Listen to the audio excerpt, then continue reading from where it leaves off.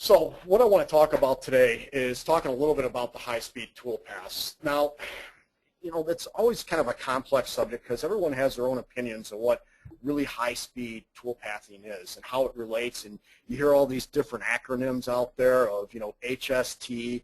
You hear up on my screen now, you can see it where it says HSM, which is, high-speed machine, high-speed toolpaths, dynamic, trichordal cutting, and how does this all relate to the toolpaths?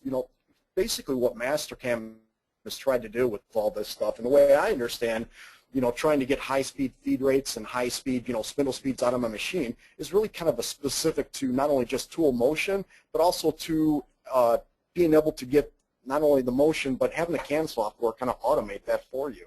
It kind of all comes together. A lot of people are trying to do this, one, because they want to get, the parts off the machines faster, and they want a higher quality part. Here's the kicker, though. A lot of people think, well, geez, I need to go out and I need to spend $200,000 on a high-speed Makino, high-speed spindle. You don't have to have all those things in order to take advantage of these toolpath suites that Mastercam offer. You can run them with just basic machines. There are a couple of little tricks in there that we can help you guys out to get the most out of your current machine. But keep in mind, you don't have to have that high-end machine. You can run these on Haas's. I'm even going to show you here in a second on some of the different machines that we have. The benefit of really getting into these is really trying to get smoother motion, being able to control how we cut these parts, optimize the pass for you, and just make it a little easier for programming. Once again, it's being able to easily go and manipulate these toolpaths, getting lesser cycle times out of this. The whole idea is also having longer tool life, not beating up the machine as much. The other thing that's a big benefit on this too is the fact that you can get away with, a lot of people think, well, geez, I need to have 3/4 inch end mill, I've got to have my 1/2 inch end mill, my 3/8 end mill, my 1/4 inch, I got to step down all these different tools. Well, the idea behind this is you can take a small tool and really engage it to the full cut depth and just lessen your step overs. What this will give you is actually faster cycle times, faster programming times, and you can definitely get a more consistent load on your spindle, and it's easier on the machine. So, here I just want to kind of show you guys, we're running I've got a video here that we did a test cut on. It's on a Haas DT1. We are cutting steel. It's 1018 steel. Nothing crazy here, but we're utilizing an ISCAR cutter here. Notice that my maximum depth here, I'm cutting down at 3/4 of an inch. You can see my speeds and feeds, and I'm using a 30 taper machine. This isn't, a 40 or 50 taper machine where, I got to worry about, hogging the material. But check out this video. It's actually pretty cool.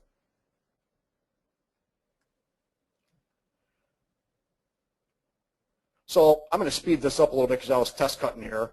But what I want to show you guys is this is, once again, on that Haas 30 taper machine, shaving away the material. Now you'll see here in a second, once I get down into the material, I'm going to keep right in the material and just start shaving away the material quickly and efficiently. And I'm taking a full depth cut with that cutter. Speed this up a little bit more for you. Like I said, this is nothing, crazy where you need, 30,000 RPM spindle in order to take advantage of this, or, balanced tool holders, heat shrink tool holders. You can utilize these toolpaths even on the machines you might have in your shop today. Here's one we kind of did for fun. This is on a ProtoTrack MX2. It's a retrofit Bridgeport. Anything but would jump in my head as this being a high-speed machine. But I want to show you that, hey, I'm running at 2,000 RPM. No, I'm not going to be as efficient on this ProtoTrack as I was on the DT or even get into a Makino, but I can still take advantage of the smooth toolpath motion with this. So here, we're just running at, 200 RPM or 2,000 RPM. Here is my old clunky Bridgeport, shaving away the material. The whole idea is just to have more efficient toolpath, keeping the tool down as much as I possibly can, shave away the material, full depth cut.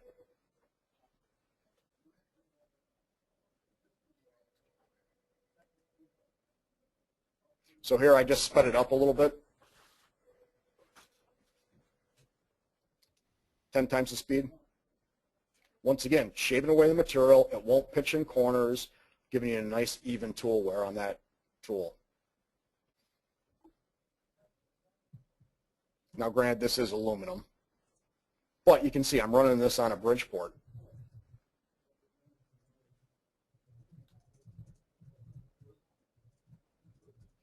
So, kind of talking about why this is possible and what actually, Mastercam went out and did.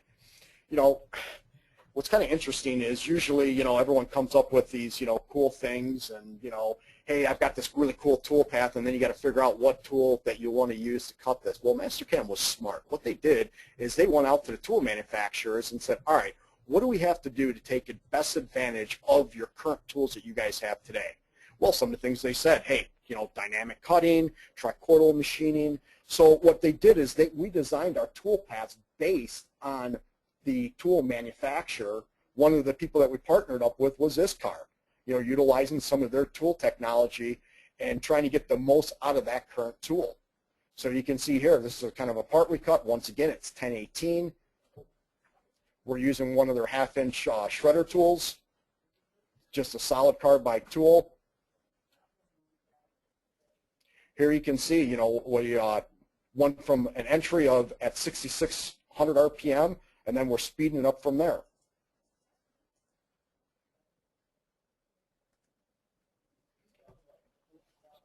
So we're using a custom entry, get down into the part, and I don't remember what machine this was on,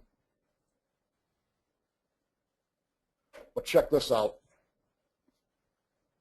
As soon as it gets all the way down into the part, we dwell, ramp up that RPM. Now we're slinging chips.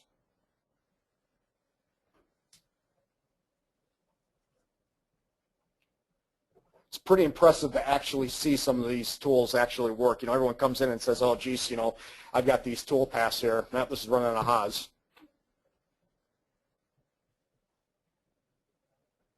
Once again, not something that, you would say, well, geez, this is a high-speed machine. We're able to get a lot of this productivity out of, what I would call a mid-range machine.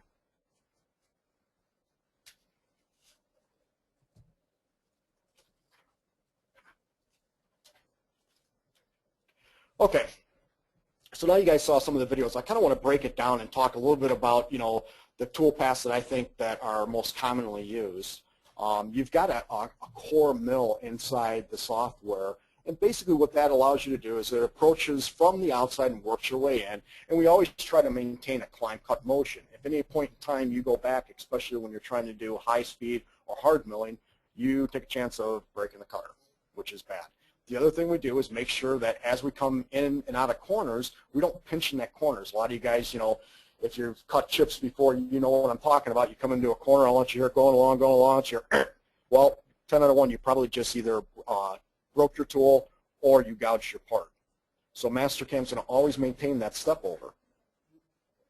So even though this is an old video, I just kind of want to show you guys, the technology. It's been there for a while. Mastercam's constantly trying to develop it, but once again, seeing is believing when you start looking at this to the old traditional way, which you see over here on the right hand of my screen, versus the new way, which has been out since X5, the dynamic mill. The other key thing I want you guys to keep note of too is if you look on the right side, you can see what my feed is, the depth of cut, what my step over is in X and Y, my feed per tooth, and then notice the cycle time. That's money right there. That's money you guys are leaving out on the table by utilizing old methods of programming, even though you don't have to necessarily go out and update your machines. Once again, shaving away the material. Notice the tool right there is not retracting. It's not cutting material, but we're staying down in the part. What this will do for you guys too is it's not going to beat the hell out of your machine from retracting up, over, coming back down, plunging back down into the part like you see on the other side. It's much more efficient. We call this a micro lip that you have full control over in the software. So you can see over here, this side on the left is almost done. I backed it up just a little bit for you.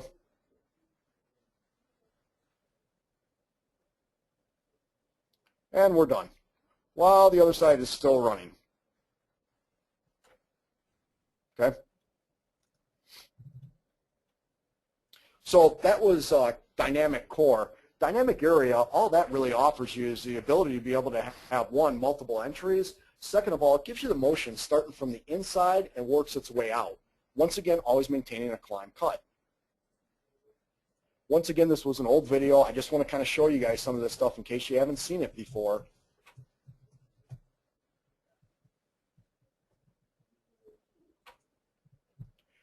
Got a nice entry coming down into the part, and you can vary the speed. So my plunge speed is going to be different than my actual cut speed.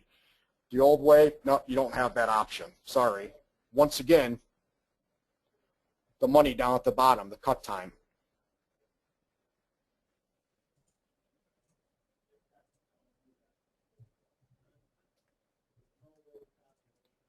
Once I get down, now you can see slinging chips, and those are man chips that's thrown out there. It's not steel wool. It's not taking just a really light shaving of a cut.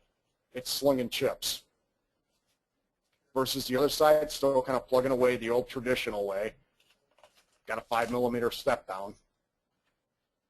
But once again, notice the cycle time. That's time savings.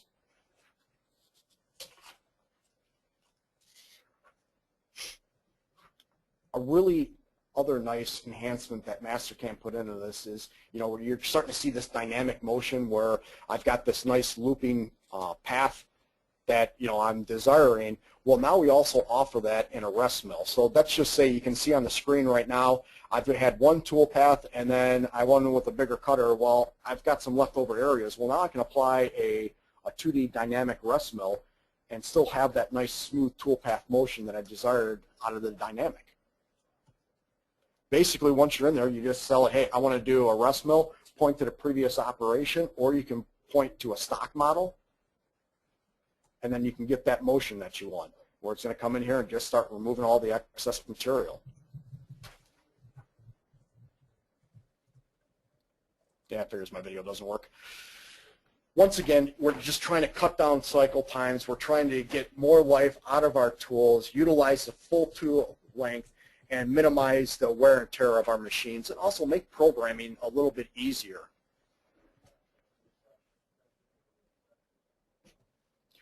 Once again, you don't have to go out and use 5 different tools. You can get away with programming with one.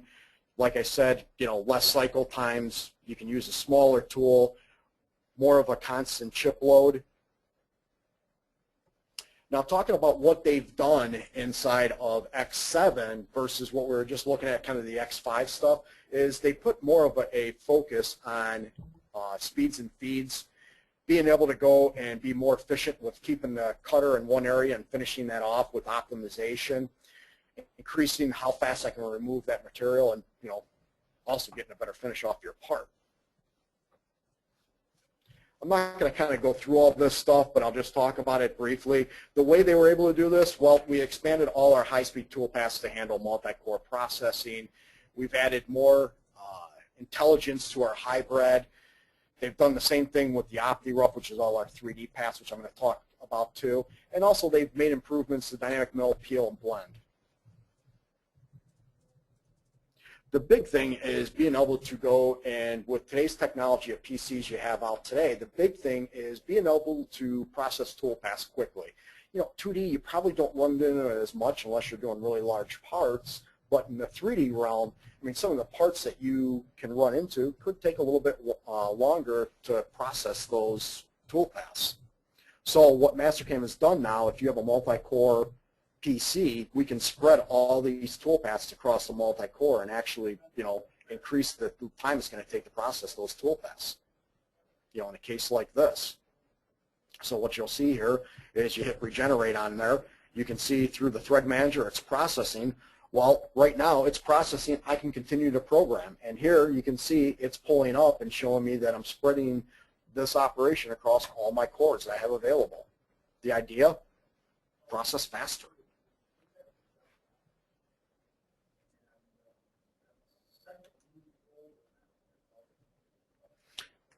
So here it's just kind of talking a little bit more about, wow, that's a little loud. It's not. No. Just making sure I wasn't blasting you guys out. Sorry about that. But just showing you the motion. I'm machining the part with different strategies, doing, you know, a core rough, dynamic core rough, dynamic area.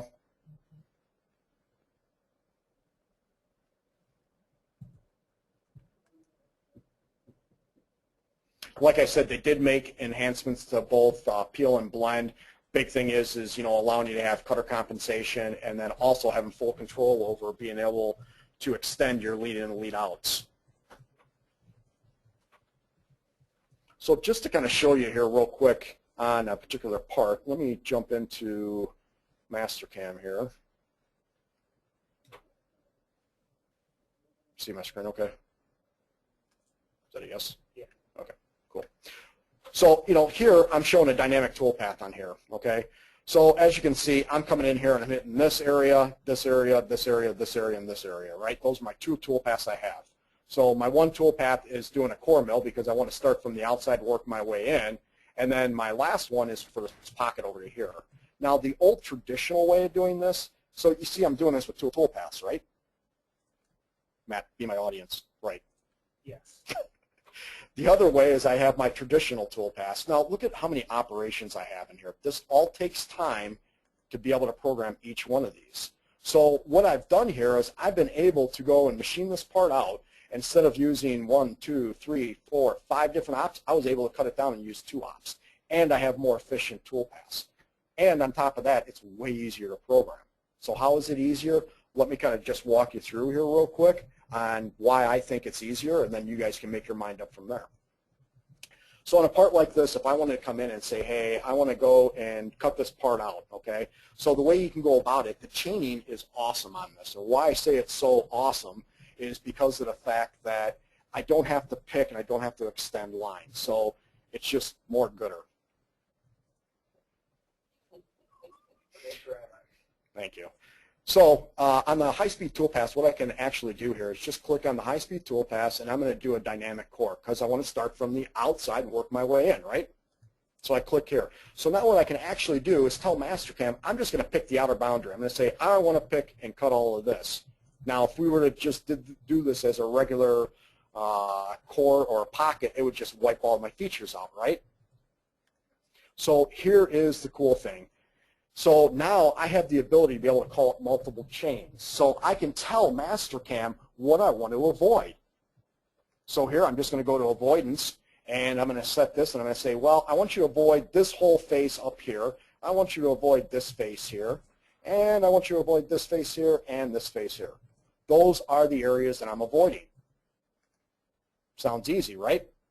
Now, if I was doing an area, I could actually tell it exactly where I want to enter at. But we're just doing a core. So here I can pick my toolpath. What's nice is everything is just graphically driven. I love that. It makes it easy for me to see. I can pick the tool that I want to use. I can even pick a custom holder. And I can set my parameters as I wish as far as how I want to step over, what my approach is. Last thing I can do is go into my linking parameters. I can say where my top of stock is. I can say where my depth is. Since these are all in one depth, I can dynamically pick right off my model. I can set my top of stock being right here, which is sweet. Hit OK, regenerate. It's processing in the background. Boom, done. It's that fast. But notice that I didn't have to create a whole bunch of extra geometry. Because in the old way, you might have to go into another system, extend the lines off, because, hey, if you plunge directly down on your part, you're going to probably break your tool. This doesn't. That's why it's called core. It starts from the outside, gives me a nice entry, machines my part. Quick and easy. I like that.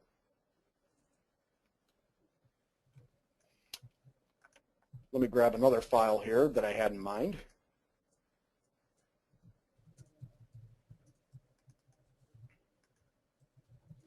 So, you know, once again, here's another part, being able to grab it and call up those avoidance areas.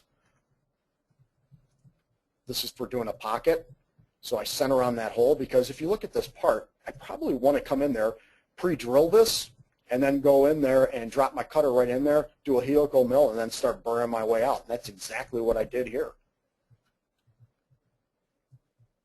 Notice that nice tricoidal cutting going all the way around. And if need be, I can go back in with the Restmill and pick all those areas up. But all I did with this one is when I was going in and picking, you know what, I'm going to go ahead and just rechain all this just to show you guys. I already showed you once, but I'll show it to you guys again just because I'm a nice guy. So underneath Toolpaths here, I'm going to go in, and this time instead of using core, I'm going to do an area. Okay, but before I do that, I'm going to make my life easy. I've got my Z level, and what I want to do is grab 2D geometry. I don't have to. I can directly pick off the solid if I want to, but I like using 2D geometry. It's just a habit of mine. So if I go into here, I can do a silhouette, which is one of my favorite features. Basically what I can do is tell it I want to grab that floor. Here's my floor, and I'm taking that floor and projecting it up to a plane. Quick and easy. That's all I did. Once again, that was underneath the Create Silhouette. It's a quick way to get 2D geometry flattened on a single plane. Cool stuff, right? So now I want to go in and basically do the machining on this. So if I go into here, I can say Toolpaths, and I can go to my high speed. We're going to go ahead and do a dynamic area. Pick what I want to cut. I want to cut this, right? Now I'm going to set up for my avoidance areas. So my avoidance areas are going to be this island, let's say this island, let's say this island, and let's say this island, right? Now what I want to do also is set up where I'm going to plunge at. Real quick, real easy. I'm going to pick a point. There's my point. That's where I want to plunge. That's all. Click OK. Now inside of here, I can go and walk through all my tool paths like I did before, picking my tool, have a customized holder if I want to for collision checking, set up any of my cut parameters as far as my step over, have extra depth cuts, but more importantly, go into my entry, I'm going to tell it we're doing a helical around that hole, and I also want it to center on that point. That way I get that tool path to drop right down in there. So if you look at this in a back plot, you can see the tool goes right down on that point and then starts pocketing out from there. Quick and easy. Want to do a pull? Okay, so let me go back to my PowerPoint.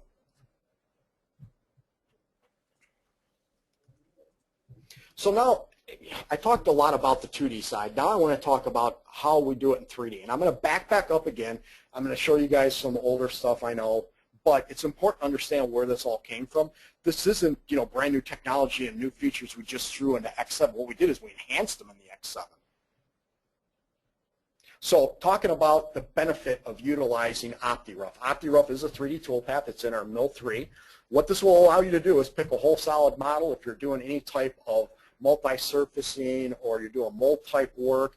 This really takes a lot of the guesswork out of stuff and gives you an efficient toolpath. The whole idea behind the OptiRough is basically I want to take a tool, like you see in the number 1 slot here, drop it down as deep as I can, rip the material out of there.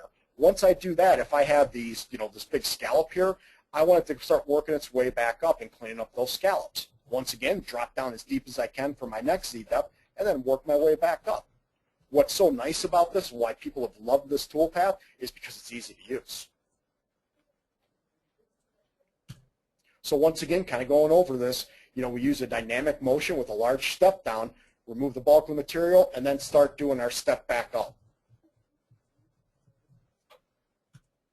You have a lot of control on how you want this toolpath to go. Like I said, you have your step over, you have your step down, you have control of your step up, how you want your radiuses, even a micro lift too.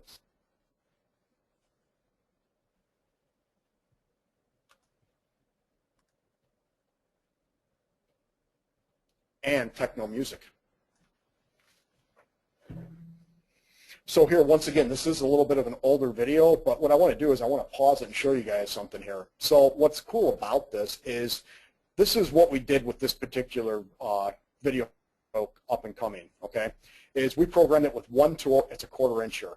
Look over on the other side, your traditional way, look how many different tools I have to use. Granted, I know this is aluminum, but it is what it is. So we did one toolpath versus having to utilize three toolpaths. That's blind money there. So instead of having to do 3 different toolpaths, that takes time. I can just do one and go. And then also look at the cycle time savings. This is just one operation. So here, I'll play the video.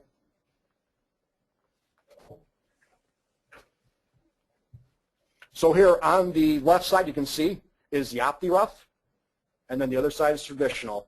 Really slow entry. On the left side, you can see we were able to program a different entry versus what we're going to start feeding at. So we're going to helical this tool all the way down until we get to its full depth.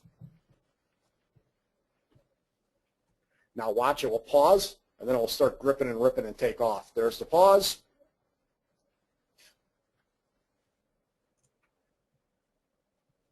Yeah, you better be stepping back when that thing starts slinging chips. Man chips. So just to kind of speed up, you can kind of see what we're doing here. Now I'm working my step up because I went down to my full depth. Now I'm going to start cleaning that up. And then on the other side, you got the traditional slow working its way down. Speed it up a little bit more. Gets that pocket. Once again, you see the traditional side. Steady as she goes. And I'm just jumping through this. You can see Mastercam now got to its final depth. It's finishing that floor off. The other side still plugging away. And I did it with one tool.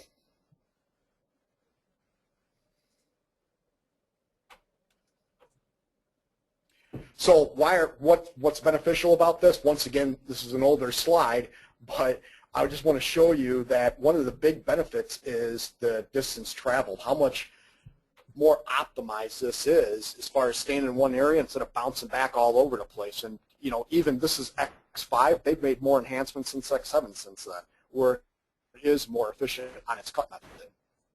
But you can see the distance traveled savings there. So less distance traveled equals less cut time, okay? Utilizing that full tool depth. We've had people come back and say we've seen up to 70% improvements on their cycle time on these toolpaths with roughing. I had one customer that was basically outputting, I want to say about 30 parts a day, utilizing our old version, old way of doing it. We went in and one day I sent one of our guys out, Dave or Evan, out there. I don't remember who went out there, but they were able to go in one day from 30 parts a day. They improved it up to, I think it was 80 parts a day they were kicking out just by utilizing the new toolpaths. And also they were utilizing or going through less tools, so they were getting way better tool wear.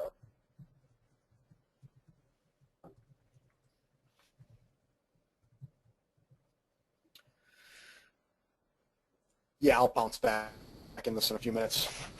This is a dolphin we actually did, but I'll want to go through something else before I get into the OptiRough. You know what? Nah, we're going to do the OptiRough. Change your mind.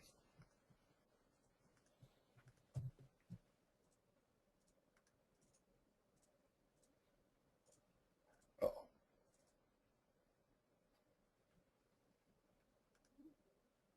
Technical difficulties, sorry. Let me pull up the toolpath I am looking for in particular.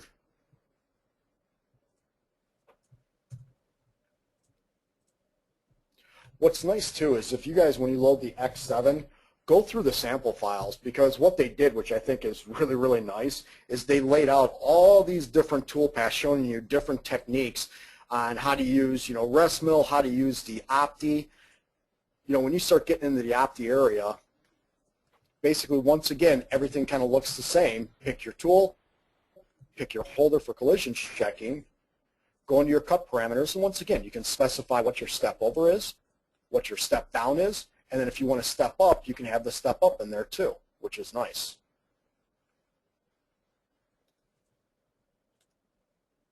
I grabbed the wrong file, but I'm not going to tell you guys that. There was one specifically I was looking for. Yeah, here it is.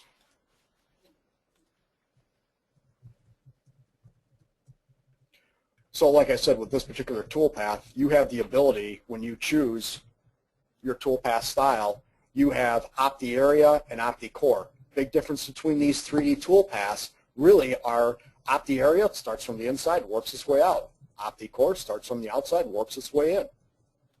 And then, of course, you get your step downs. Now, to give you kind of a preview of what this looks like, tool comes down, once again, doesn't plunge directly on the part, but it starts shaving away material, working its way in. Now it's working its way up, getting rid of those scallop. So if I was to throw this into a verify really quick,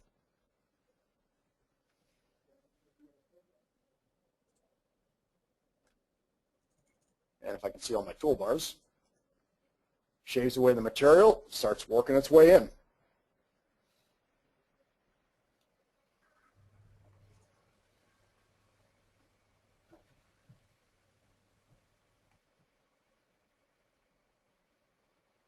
Oh, Matt, you forgot to remind me about something.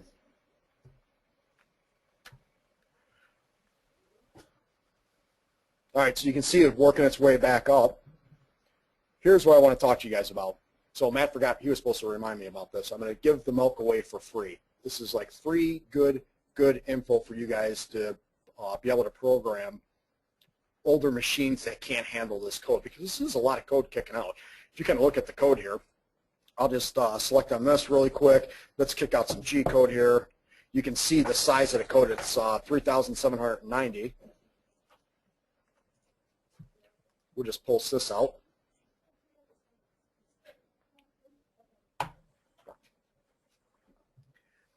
Kicks up my code. Bear with me for 1 second. And I have my code. Okay? A lot of code there. So if you do have an older machine, what you can do to help streamline some of this down is utilizing the filter. Filter's a wonderful thing.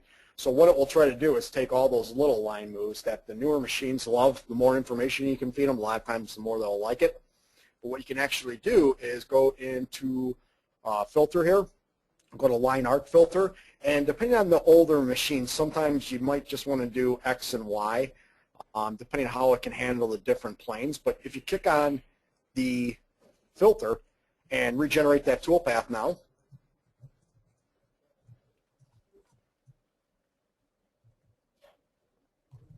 processing in the background, I can continue to work. I can look at a different toolpath while it's processing, which is pretty sick.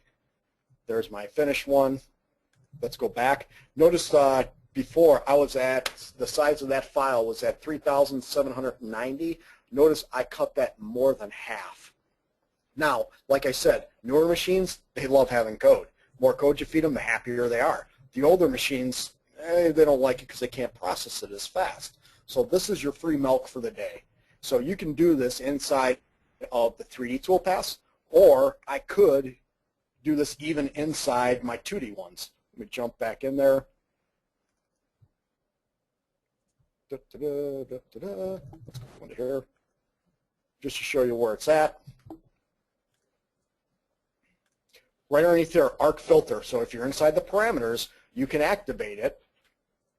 You can see the size of the file, activate it, click OK, regenerate it, and it should shrink the size of that file down.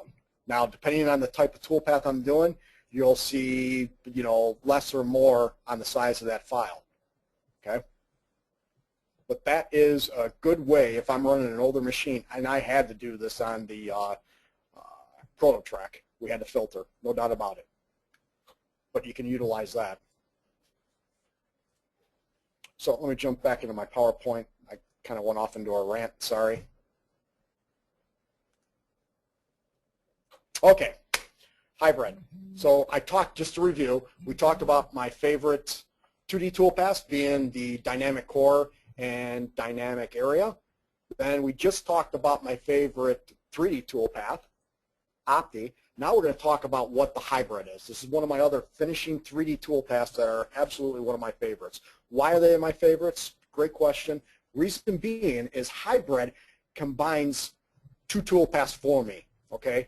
If you're familiar with Mastercam, then you know that you'll remember scallop, and you also will remember waterline or contour. Hybrid will do both, and what it will do is it will look at the model, and based on the model, I can set it where if I start getting into angles more than, let's say, more than or less than 45 degrees, I'll switch toolpath strategies. So it's a very intelligent toolpath.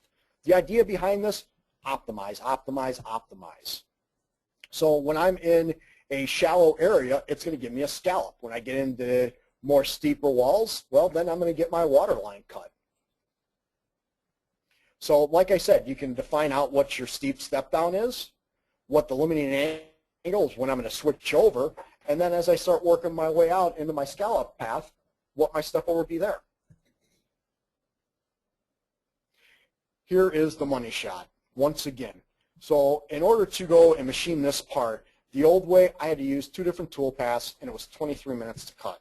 Okay, this one only took 18 minutes, and I used 1 toolpath. Once again, making my life a little bit easier as far as toolpathing.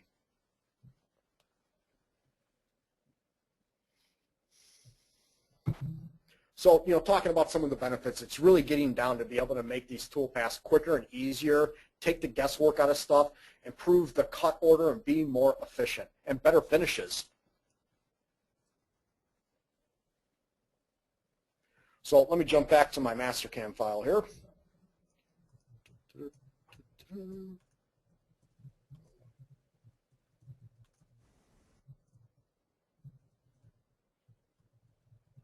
So just to kind of show you what that toolpath looks like, here it is. So I'll backplot it for you really quick. There's that scallop, and then once I start getting down a little bit further, I'm going to switch to more of a contour toolpath. You don't see it, but it's there. Finishing up those areas, and now starting to work my way out. Okay, and those are all controlled. Where you want to spend your time is controlling that Z step down. When do I want it to switch from one toolpath to the other, and then what that step over is going to be. Okay.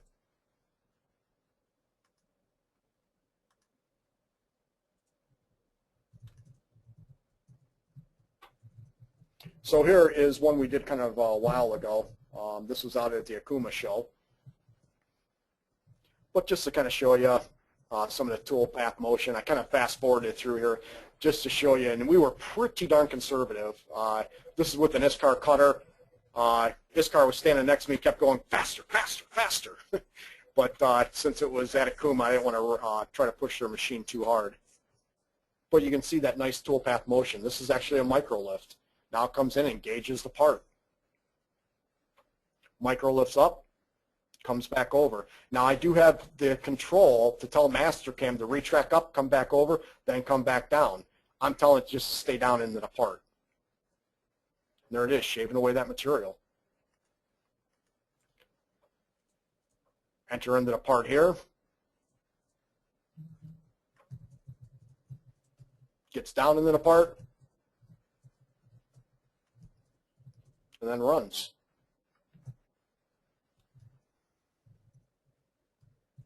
So once again, some of the enhancements they did for the OptiRough, which I talked about earlier, it's that cut control, being safe, being able to contain it and control the toolpaths, and being faster at generating toolpaths and also machining. Hybrid, once again, they really kind of looked at going and making sure that when we offset this, we're getting better toolpath finishes on the part. Also, the need to have to filter, you don't have to filter. Optimizing open and closed areas, and just being efficient. They also added in with the X7 release the ability to be able to add in check surfaces. So, we just spent 45 minutes talking about mill. Guess what?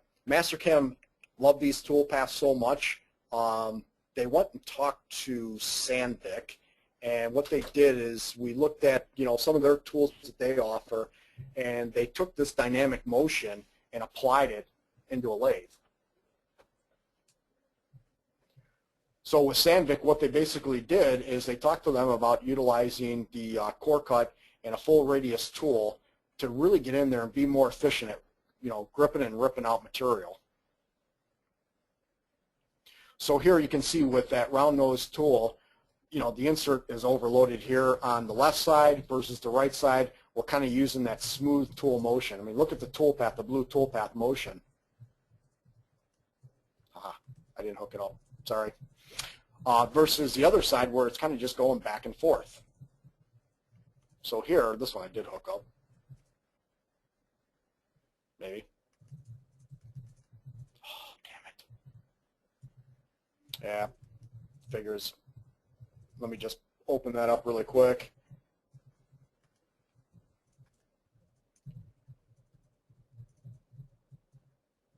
Sorry, guys. Technical difficulties.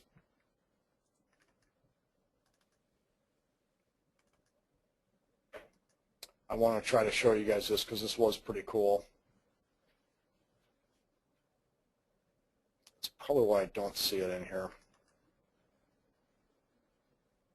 Oh well. Sorry, that one didn't work. I don't know what I did with it and why it broke. But basically what it's doing is moving back and forth. Man, I could have swore that this worked. Basically moving back and forth with this button nose tool. It's really set up to use the button nose tool, but basically what it does is it utilizes the full radius to go and machine out, remove material in the lathe. Doesn't pinch into the corners. Nice smooth tool path motion, roughing its way down. So what they found by testing this is up to 300% more tool life, reduced cycle time, getting rid of some of those straight back and forth motion. It's smoother, and also better chip breakage due to the high feed.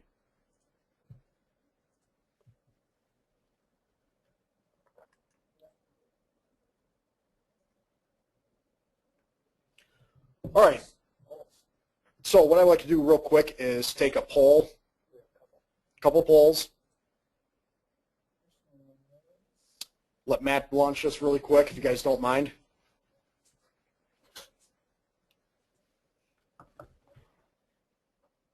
Okay, the first one is this one.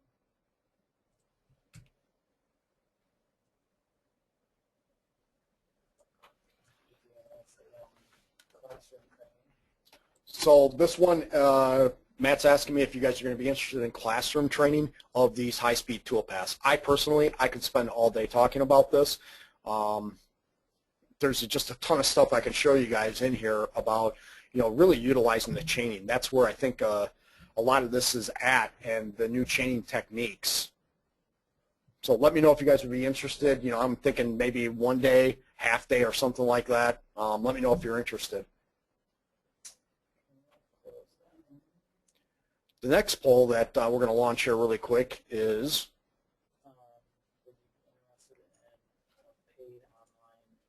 oh yeah, this is one of my ideas. I was kind of thinking of maybe doing, I know it's hard for you guys to get away from the shop, but maybe if I did like a 2-hour, chargeable webinar where I'll really get into the nuts and bolts and how to set this up, how to go and do the 2D, how to do the 3D really quick, some of the different chaining techniques.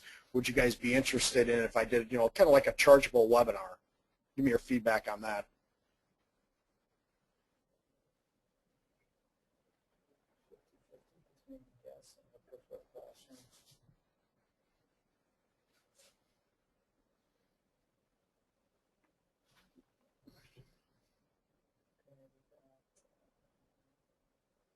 And the last poll,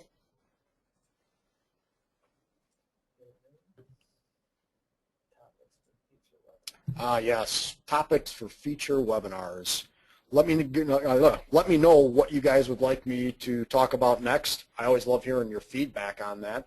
One of the things that I think I'm getting a lot of interest in is the inspection arm that runs right inside of Mastercam, of being able to do first article inspection rapidly. I'm thinking about doing a webinar, but I've got to kind of have double video so you guys get to see my smiling face. But I got to have double cameras on me in order to do this, to really kind of show the arm off. But if you are interested in getting a closer look at this, let me know. 90% of the people want tips and tricks.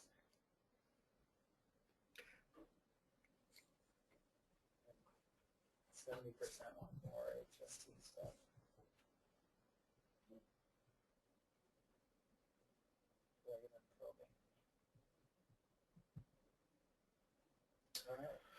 All right, guys. Well, that just about does it for me today. I appreciate you guys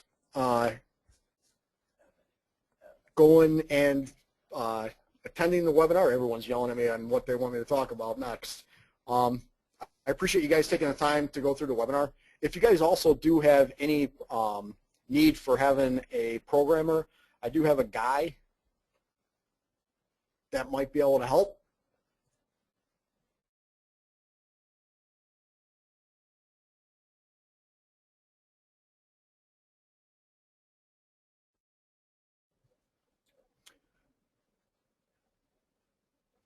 All right, guys. Well, I'm going to go ahead and end this. If you have any questions, feel free to go and hit me with a message here or email me.